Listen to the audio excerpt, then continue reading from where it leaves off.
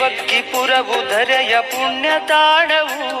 ಜಗದ್ಗುರು ರೇಣುಕಾಚಾರ್ಯರು ಮನುಕುಲದ ಕಲ್ಯಾಣಕ್ಕಾಗಿ ಹಲವು ಆಚಾರ್ಯರು ಪ್ರವಾದಿಗಳು ಈ ಭೂಮಿಯ ಮೇಲೆ ಅವತರಿಸಿ ಬಂದಿದ್ದಾರೆ.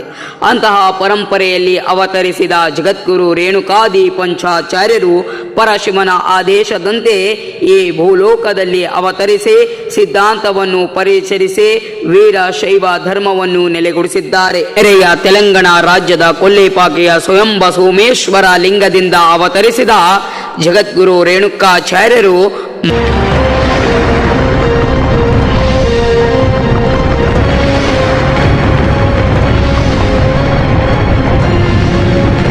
ಮಲಯಾಂಚನಕ್ಕೆ ಬಂದು ಮಹಾಮುನಿ ಅಗಸ್ತ್ಯ ಶಿವ ದೈತ್ಯ ಸಿದ್ಧಾಂತವನ್ನು ಬೋಧಿಸಿದ್ದಾರೆ.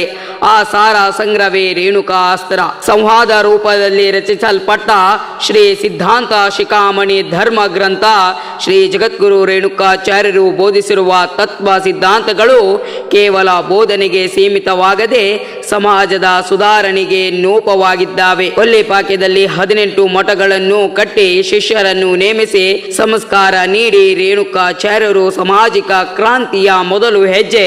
ಆ 18 ಮಠಗಳ ಕುರುಹು ಇಂದಿಗೂ ಕೊಲ್ಲಿಪಾಕ್ಯ ಕ್ಷೇತ್ರದಲ್ಲಿ ಭದ್ರಾ ತಟದಲ್ಲಿ ವೀರ ಸಿಂಹಾಸನ ಪೀಠ.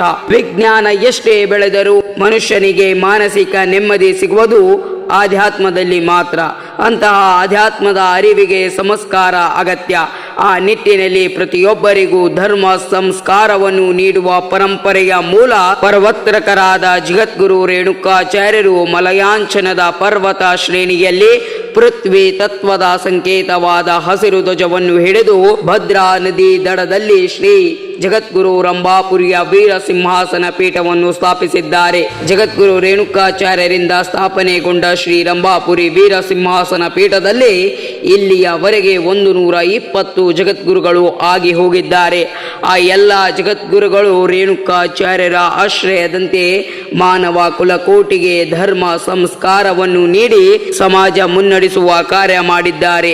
ಅದರಲ್ಲೂ 119ನೆಯ ಪೀಠಾಧಿಪತಿಗಳಾದ ಲಿಂಗೈಕ್ಯ ಜಗದ್ಗುರು ವೀರ ಗಂಗಾಧರ ಭಗವಂತರು ಮಾನವ ಧರ್ಮಕ್ಕೆ ಜಯವಾಗಲಿ, ಧರ್ಮದಿಂದಲೇ ವಿಶ್ವಕ್ಕೆ ಶಾಂತಿ ಎಂಬ ದಿವ್ಯವಾಣಿಯ ಮೂಲಕ ಜಾಗತಿಕ ಶಾಂತಿ ಸಂದೇಶವನ್ನು ಸಾರಿದ್ದಾರೆ. ಇದೇ ರೀತಿ ಲೋಕ ಕಲ್ಯಾಣಕ್ಕಾಗಿ ಸಂಚರಿಸಿದ ಜಗದ್ಗುರು ರೇಣುಕಾಚಾರ್ಯರು ನಮ್ಮ ಪೂರ್ವಜರು ಮಾಡಿದ ಪುಣ್ಯದ ಫಲದಿಂದ ತೊಗರೆಯ ನಾಡಿನ ಪ್ರಾಂತ್ಯದ ರೇವಗ್ಗೆ ಗುಡ್ಡದಲ್ಲಿ ನೆಲೆಸಿ ರೇವಗ್ಗೆ ಗುಡ್ಡವು ಕೈಲಾಸ ಗುಡ್ಡ ಮಾಡಿದ ರೇಗದಾದಿ ಜಗದ್ಗುರು ರೇಣುಕಾಚಾರ್ಯರು ಹಸಿರು ಕಂಬಳಿ ಹೊತ್ತು ಮಲಗಿರುವಂತಹ ಪ್ರಕೃತಿಯ ವಾತಾವರಣದಲ್ಲಿ ನೆಲೆ ನಿಂತ ರೇವಗ್ಗಿ ರೇವಣ ಸಿದ್ದೇಶ್ವರ ದೇವಸ್ಥಾನ. ಈ ದೇವಸ್ಥಾನಕ್ಕೆ ಸಿದ್ಧನ ಭಕ್ತರು ರೇವಗ್ಗಿಯ ಪುರಬರದೀಶ, ರೇವಣ ಸಿದ್ದೇಶ್ವರ, ಕ್ಷೇತ್ರ ಪಾಲಕ, ಕ್ಷೇತ್ರಾಧಿಪತಿ, ರೇವಗ್ಗೆ ಸಿದ್ಧ, ರಟಗಲ ಸಿದ್ಧ, ರೇಣುಕಾಚಾರ್ಯ ಎಂದು 10 ಹಲವಾರು ಹೆಸರುಗಳಿಂದ ಗುರುವಿಗೆ ನೆನೆದು ಈ ಕ್ಷೇತ್ರ ಪ್ರಸಿದ್ಧ ಕ್ಷೇತ್ರವಾಗಿ ಮಾಡಿದ್ದಾರೆ.